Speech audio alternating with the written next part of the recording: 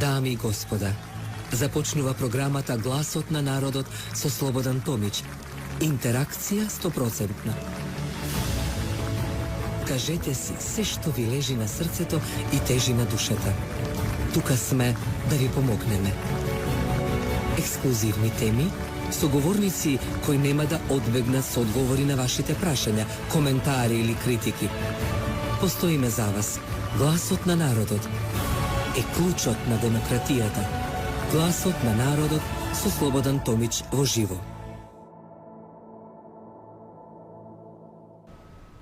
Добро вечер, почитувани, добродојавте во Гласот на народот. Во предвечерие сме на еден момент кога го очекуваме извештајот на Европската унија со еден збор Катил Ферман. Можам тоа да го кажам според извори од Брисел. Катил Ферман. Но, што е тоа што сакам да ве подсетам? Благодарам многу на мојата екипа, која навистина безпрекорно работи,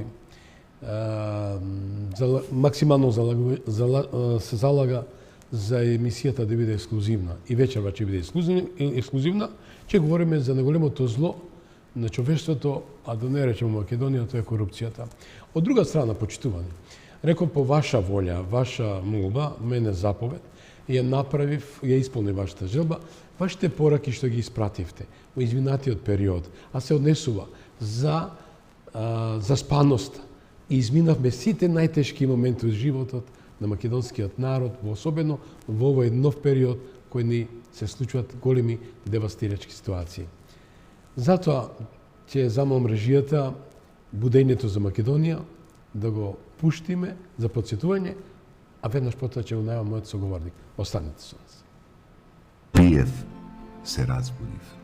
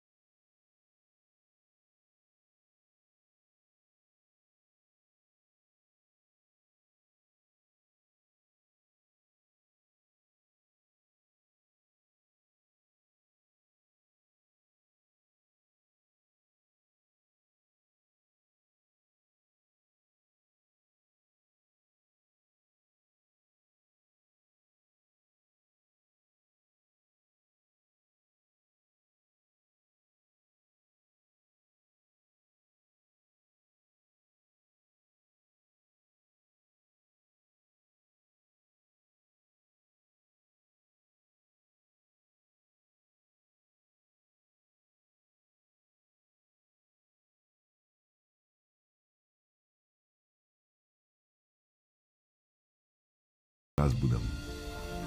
Кога се разбудив, моите деца беа веќе далеку. Не тагувај, тоа е за подобра иднина. Ми рекоа, продолжи да спиеш и не се грижи. Пак заспав. Кога се разбудив, немав веќе достоинство. Сите со презир ме гледаа, а Македонија гореше. Ништо не беше како што сонував додека спиев. Се исчезна од мојот живот. Останав со отворени очи.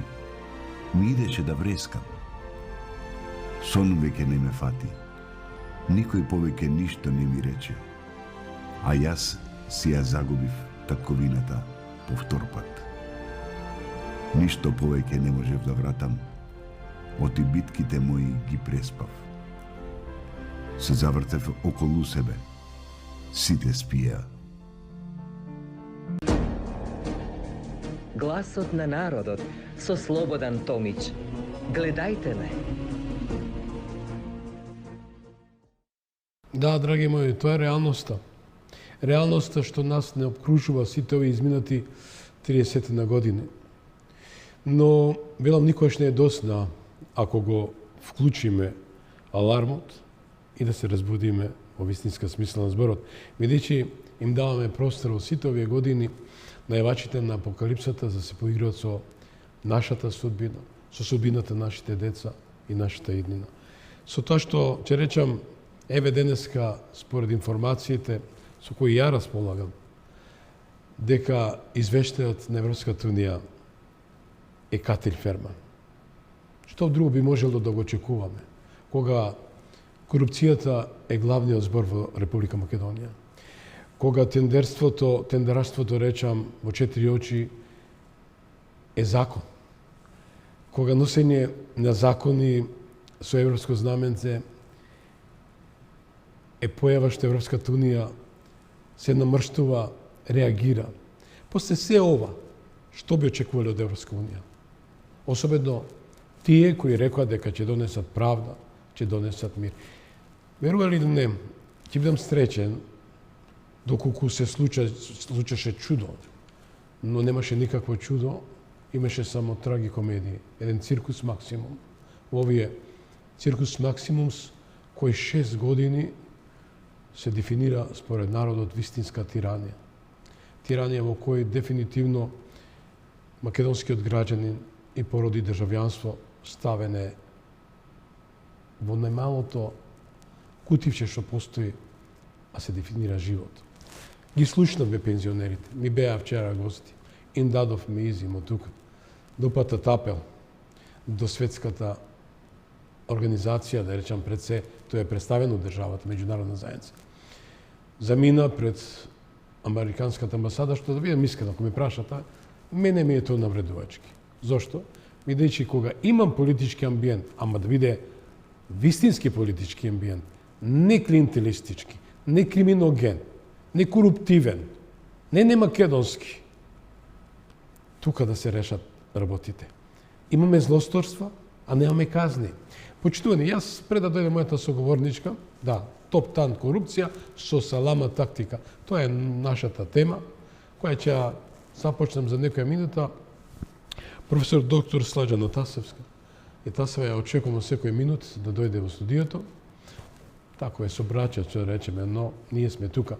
Телефоните се отворени и би направил еден барометар ја, како вие ќе реагирате на сето ова што јас ви го кажам, што вие ги упативте тие пораки, ја го сублимирав како компилација и испадна будење за Македонија.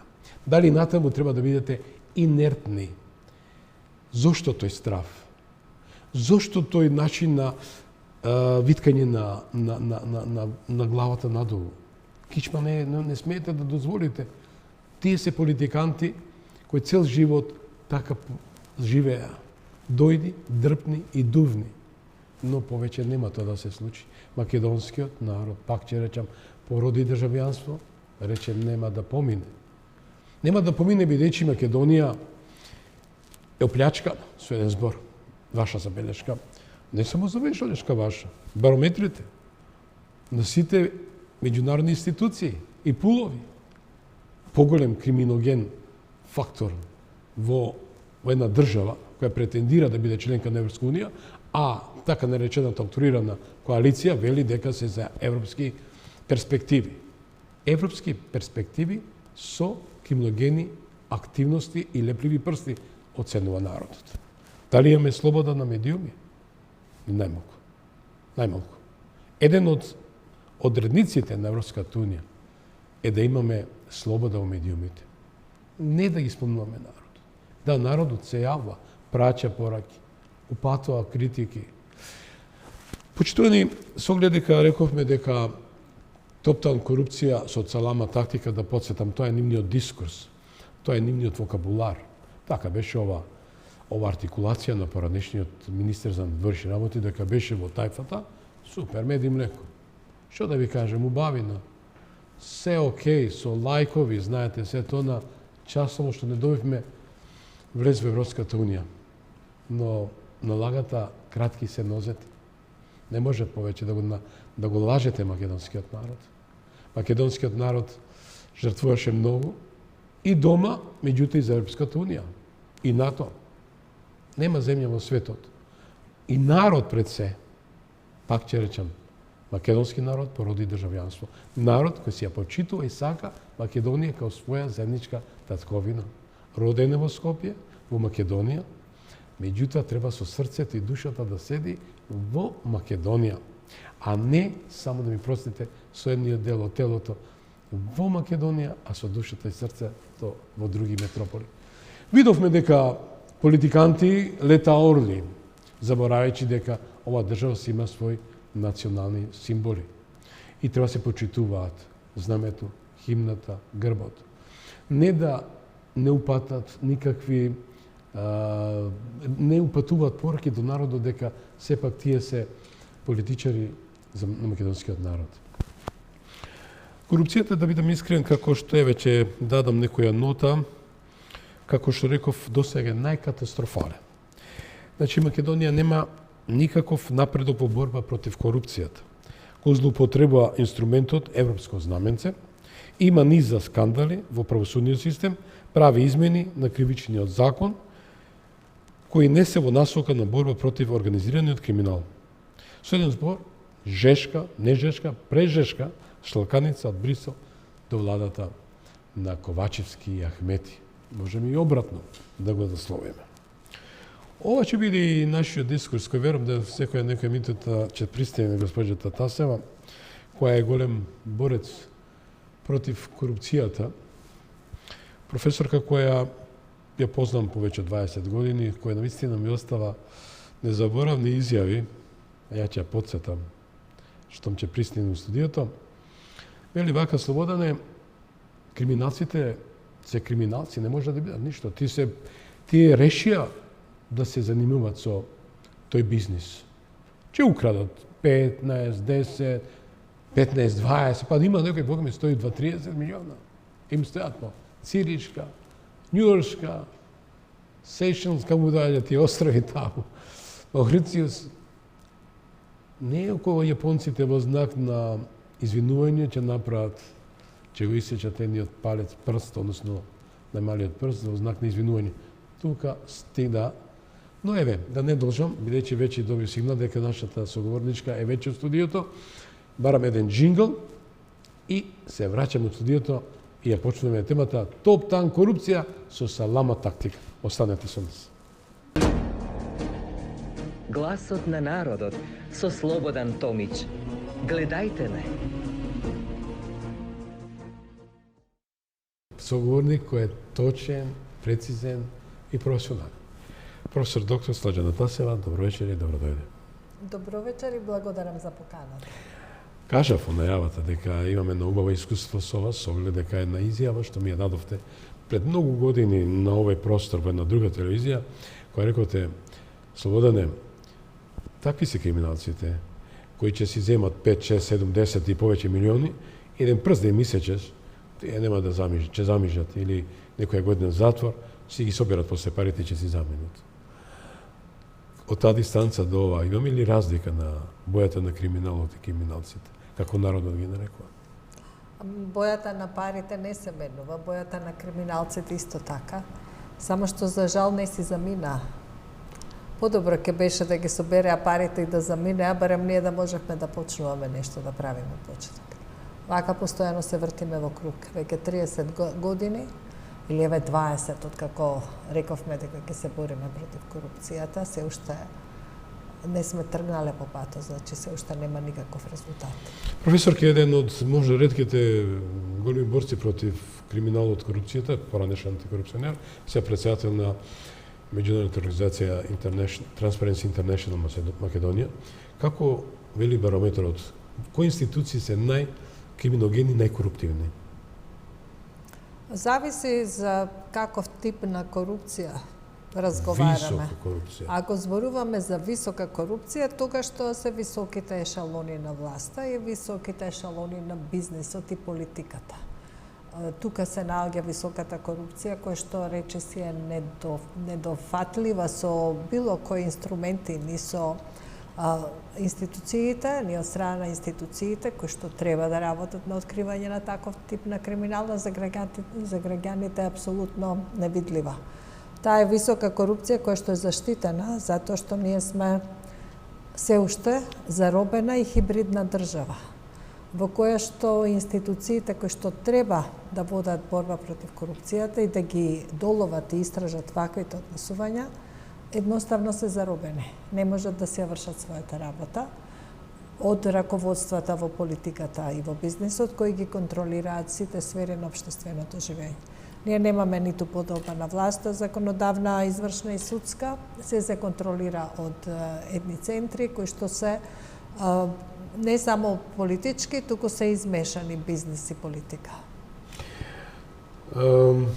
Основната оценка, читајќи во медиумите, ќе речат жена која отворено се конфронтира со актуелни политичари и остава впечаток во секој случај. Дека ужива во тоа. А со оглед дека немате влакно на јазикот, ќе речам во однос на дефинирањето на криминалот, корупцијата, криминогените активности на политичарите, ќе речам политиканти. Од и политичари е софистициран збор.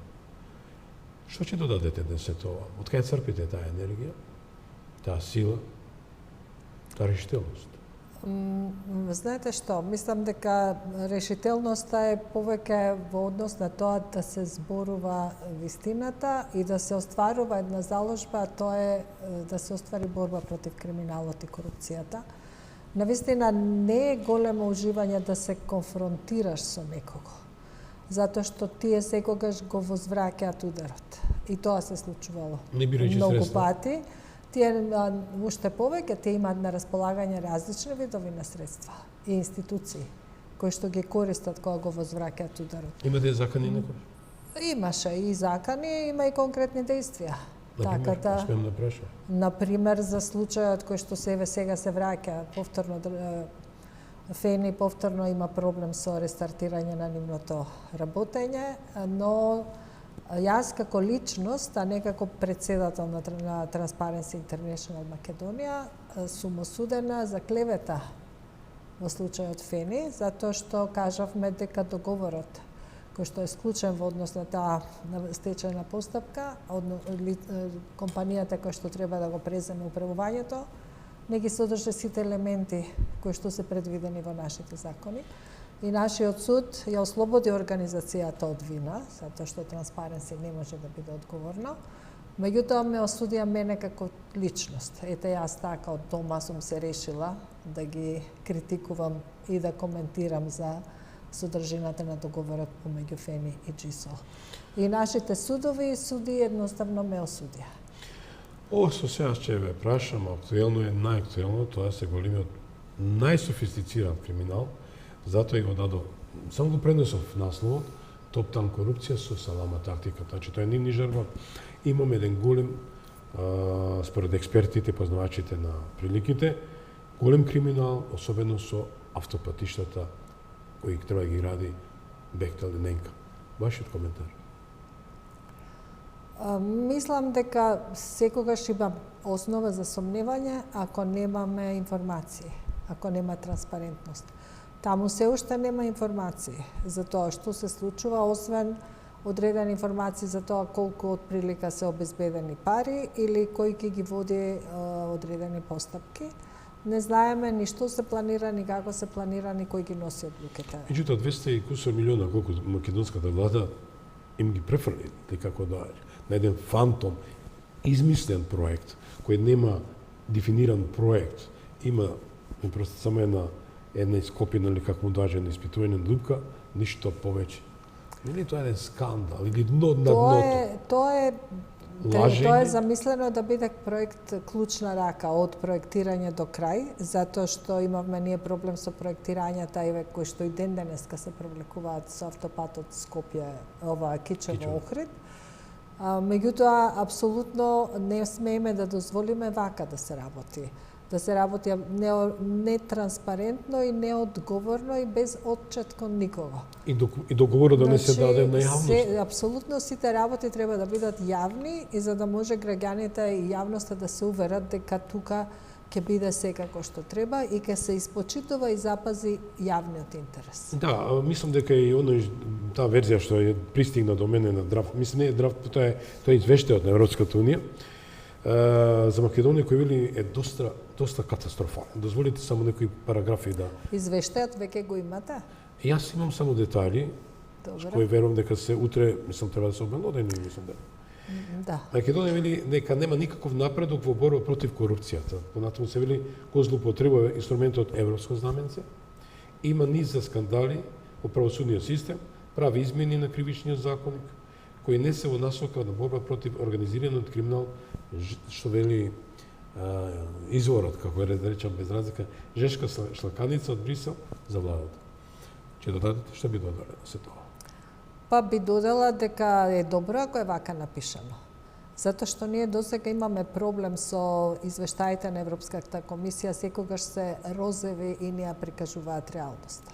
Во розово светло? Така е. Меѓутоа, ако овде се кажало дека нема напредок во борбата против корупцијата, затоа што секогаш тие повеќе сакаат да зборуваат за она што е позитивно, макар и било минимално.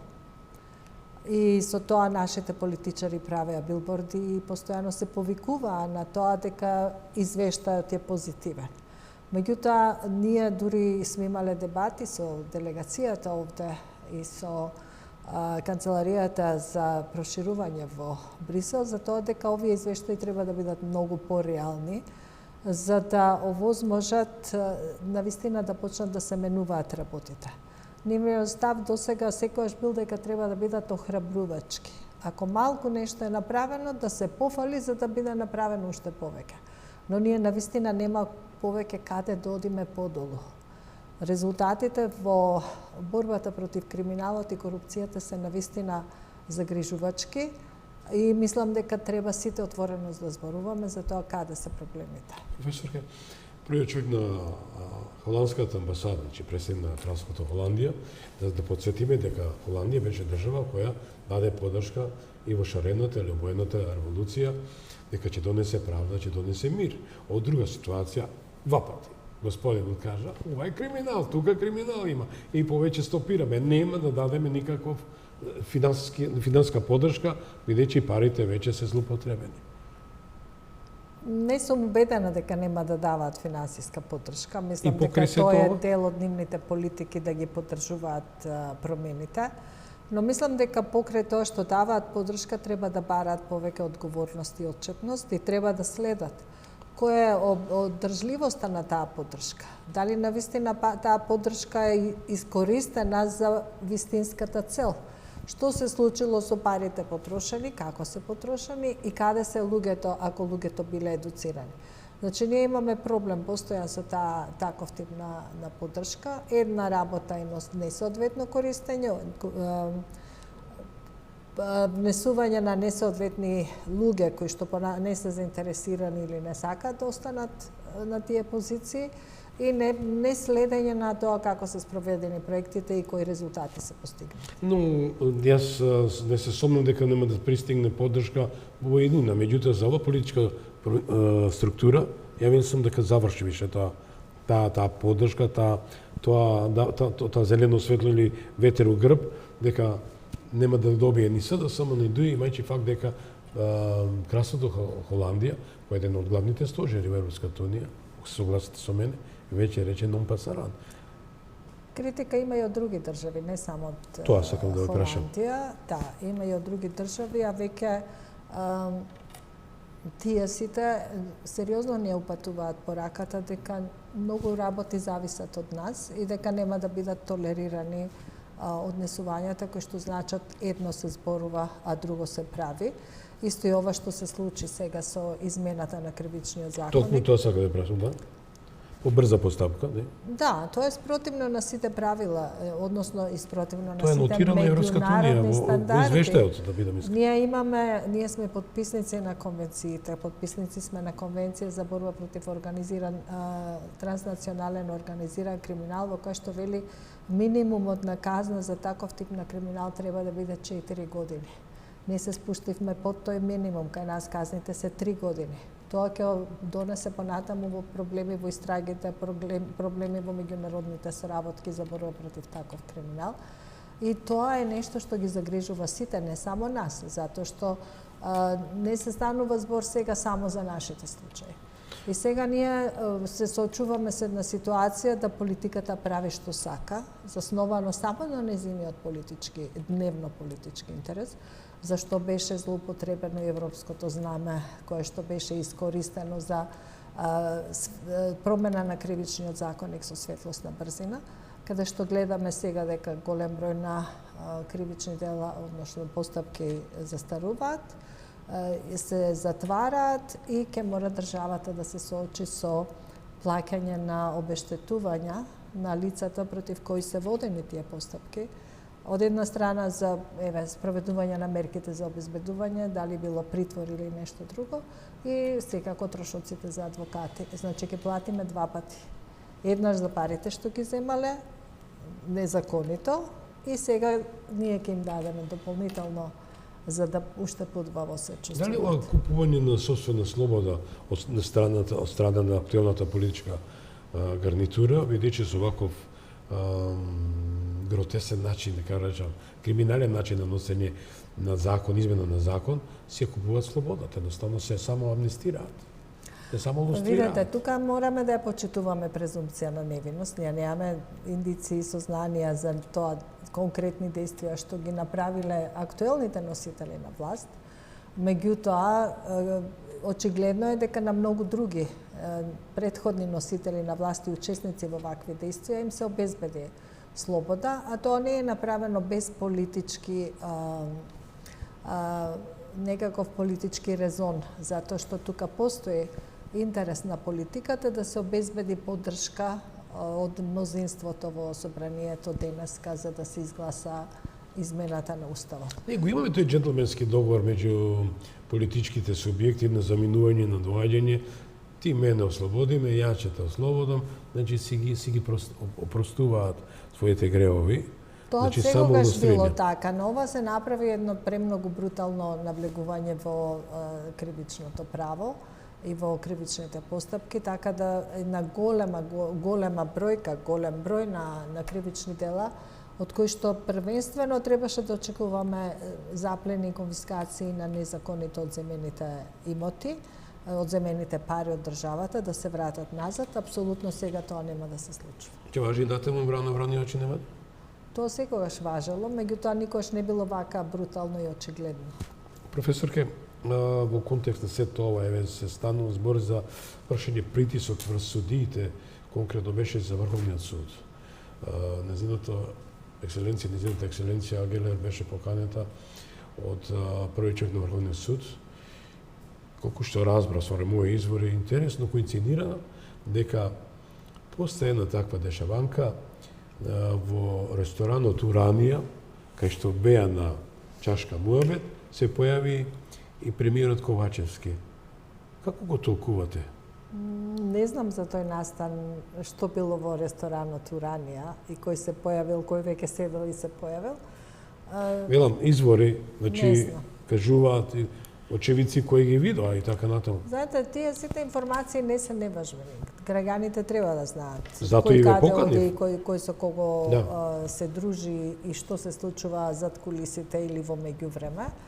Меѓутоа сметам, ако можам да кажам, став во однос на реакцијата на претседателката на Врховниот суд, мислам дека таа по функција е член на судскиот совет и треба да оди таму за да се разговара за тоа како да се надминат проблемите во судството. Мислам дека тоа е многу несоодветен начин на реагирање и одбегнување да се оствари својата со закон дадена обврска. Да, дозволи само да прочитам, века, генерално нема напредок во зајакнувањето на судската независност и подобрување на правната рамка за заштита на основните права. Стои во извештајот, меѓу другото. Основните права на граѓаните. Да. Ба видете, нема правда и нема мир дури, ако нема закон и суд. А тоа беше мотото на за доаѓање на една Како да ја наречам? Ја не можам да наречам дека тоа е некоја интелектуална, секоја чест на интелектуалци кои беа излажени, злоупотребени, искористени. Значи, без владење на правото и без суд во кој што граѓаните ќе можат да очекуваат праведна судска одлука заснована на закон, ние нема да можеме да зборуваме ни за владење на правото, ни за демократија, ни за заштита на човековите права, ниту пак можеме да размислуваме за било какво членство во Европската унија. Значи, многу работи зависат од работењето на судовите и колку побрзо ние тоа го сватиме и колку подобро се разбере потребата дека тука нешто сериозно мора да се направи, а толку подобро ќе биде за сите нас. Значи, ние со години, токму пак заради интересите. Значи, тука постојат тие интереси кои што не дозволуваат да се обезбеди независност на судството. На нив им одговара да судството биде вакво зависно. Судиите, кога се прашани во рамки на едно истражување, самите рекоа дека во најголем дел влијанијата им доаѓаат од внатре, од луѓе внатре во судовите, кои што имаат врски надвор и тука таа линија оди. Значи, нив не им се јавува некој од политиката, туку ќе им дојде некој од внатре да им каже дека може би треба поинаку да постапат. Да продолжам и сакам со актуелните случувања, ја ве разбирам. И ве посматам, бидејќи се знаме 20 кусур години. Не знам што значи ништо поминувте и поминувате, но бидејќи пателец сум со тоа што во 2001 како новинар застанав на браникот на мојата држава, Македонија, и следеше тоа што ми се случи, но за секој зло има добро. Да. Мораше да напушта македонска телевизија, но се случи, фала на Бога, водам еден проект кој 23 години екзистира. Во документот, меѓу другото, стои дека нема напредок во спроведување на изборните реформи и препораките на ОПСЕ ОДИХР, дека сивата економија останува сериозен проблем, а нотирана е и загриженост поради договорот склучен во 4 очи за изградба, како што реков, на автопатите коридорот 8 и 10D. Значи, во ред е, сите тие наоди се издржани, како да кажам. Значи, ние не можеме да кажеме дека нешто се сменило во тој дел. И јас, како што на почетокот кажав, добро е ако се ова е нотирано во овој извештај. Нема никаш, еве, јас не сум се послужил со некој модификација на исказ и важам за новинар кој никогаш не модифицирал исказ. Со еден збор дека фейк ньюс. Но ајдеме со актуелната. Пак ќе речам, вие сте една ретка господја, професор, доктор, криминалистика, предавате на факултетот за безбедност и криминалистика, така исправете ме. Да, таму бев и декан и професор. И декан, меѓутоа, храбра, која секој се спротивставува на злото. Јас ќе вадам некои само флеш, да речам, наслови, кои вели ду и сада само не можат еден без друг. Само така може да се спасат од кривичната одговорност за корупtivни скандали. Што ќе кажете вие за тоа? Исто пишува и за, или се пишуваше и за релацијата меѓу ДУИ и ВМРО. Помина тоа, ние за ова збориме. Јас не сакам да го бранам ВМРО. Значи, ВМРО падна и мојата поента не е во тоа нагласување дека и ВМРО. Поентата е во тоа дека тие секогаш ќе си го најдат начинот да се работуваат. Се продолжува исто како што било и претходно, дури подобрено и надградено како што гледаме од договорите кои што сега ги смислуваат и така натаму. Професорке, ништо не се сменило кога се на власт, сите исто се однесуваат. Како да се најде кој инструмент, која квака, кој начин да дефинитивно овие политиканти да не допрат ни најмалку ни просторче во политичкиот амбиент? Значи, прво треба да се најде причина зошто не би биле во политичкиот амбиент, а тоа е ако им се докаже дека се недостојни како прво за таа работа или дека ја злоупотребиле својата положба. Анкетите, резултати покажуваат, барометрите. Едно се анкетите, ти не можеш да му забраниш на некого да се бави со политика на основа на анкети. И покрај тоа што му лепат рацете дека до вчера беше голем патриот, а денеска бизнисмен. Еве, јас слушам анализа од еден македонски албанец, аналитичар, вели за господинот Ахмети, вели како ќе им објасни на албанците во Македонија дека тој мисли за нивната иднина, кој за кратко време станал мултимилиардер. Значи, до тука е став на граѓани, на јавноста или впечаток или работа која што може да влијае на гласањето во избори. Она што недостасува кај нас е институција која што ќе застане Да се справи. и ќе го провери имотот.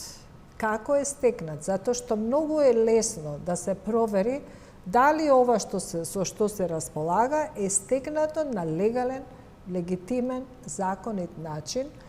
Ал Капоне паднал за неплатен данок и тука прво што треба да се праша, вие за ова се што го имате, каде плативте данок за парите што ги имате, потрошено, дадено на сметка било каде. Значи, ние немаме институции кои што ова ќе го расплеткаат. Ние слушаме надвор во странство дека министри паѓаат за такви работи. Ама кај нас тука е клучот. Само тогаш и така можеме да кажеме овој не може да се бави со политика. Ако му докажеме дека тоа што го стекнал е незаконито, коруптивно и на грбот на граѓаните. Еве, една оценка и според аналитичарите велат голем настан се случува во декември. Тоа е самитот на ОПСЕ, во која сме ние преседавач, нели? И според аналитичарите вела дека министрот Бујар Османи ја злоупотребува функцијата и положбата и тука мириса на големи коруптивни дејанија. Што ќе кажете, професорка, на сето ова? Присуствува на набавки, на добивање тендери само на едно лице, а истиот е донатор на политичката партија. Обезбедување на возила кои се енормно скапи во вредност као рентакар, ниту се знае за квалитетот, ни година на старост и така натаму. Че се возат во Мерцедесот, за која беше обвината госпоѓата Гордана Јанкуловска, и храбро си одлежа, не одлежа, не принципијално, беше во затвор, така сликовито го кажам, и други обвинети. А истиот Мерцедес се користи. Што би додали? Значи, очигледно е дека тука, ако велиме однапред, министерот Османи ја злоупотребува својата службена положба.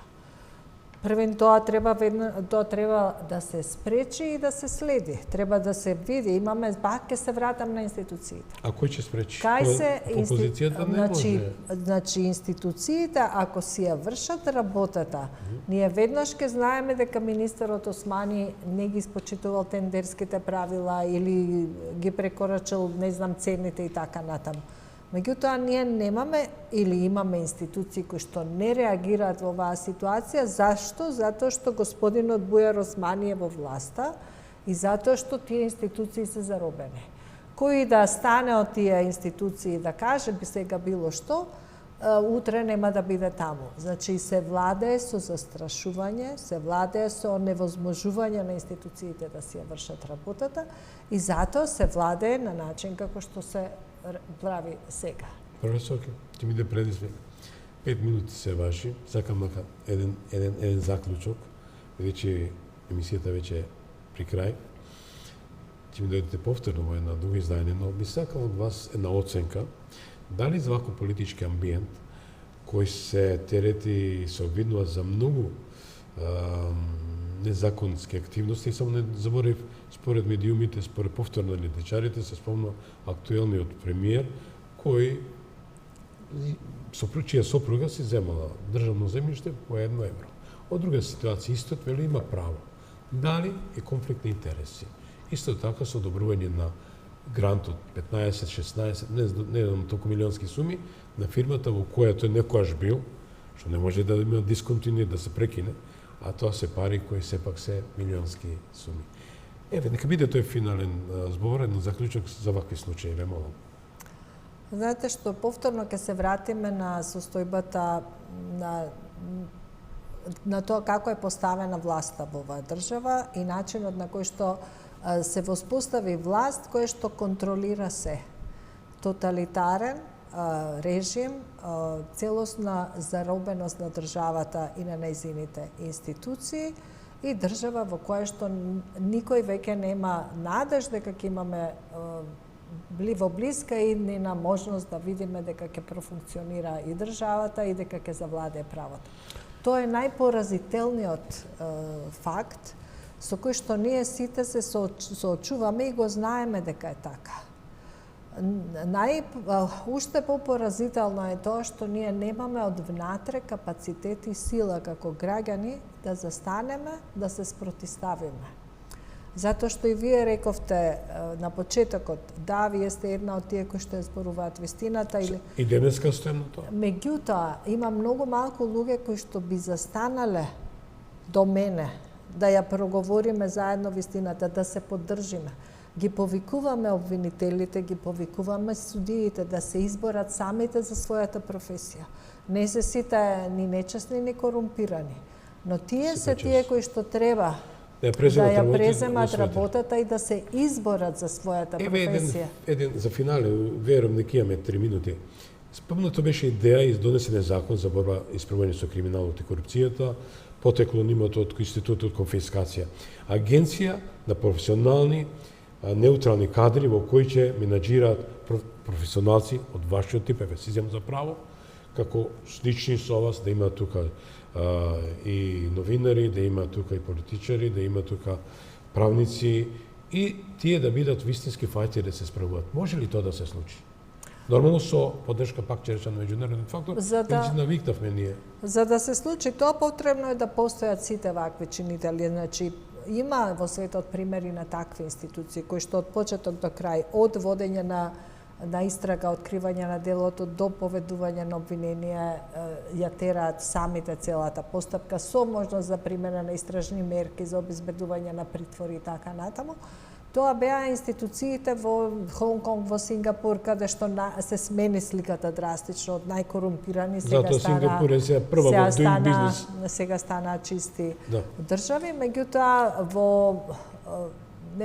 во многу голем број држави тоа многу тешко оди, токму заради немањето на политичка волја. Најпоразително од се е што се зависи од одлуката на политичарите. Ако дозволат да се направи ветинг во судството, ние ќе направиме ветинг во судството. Меѓутоа, политиката тоа не го сака.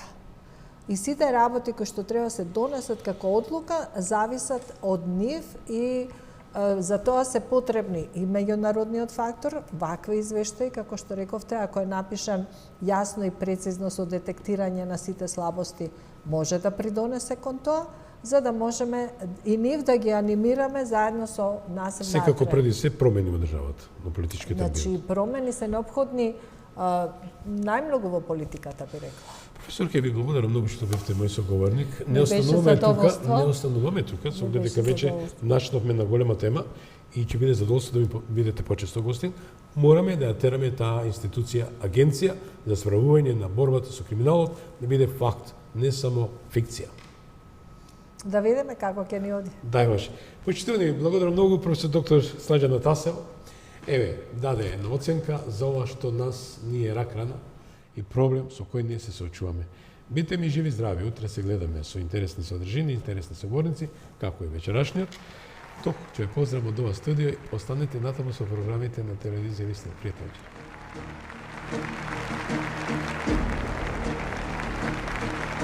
Ви благодариме што бевте дел од гласот на народот со Слободан Томич. Ве очекуваме утре, во исто време, на Вистинска телевизија.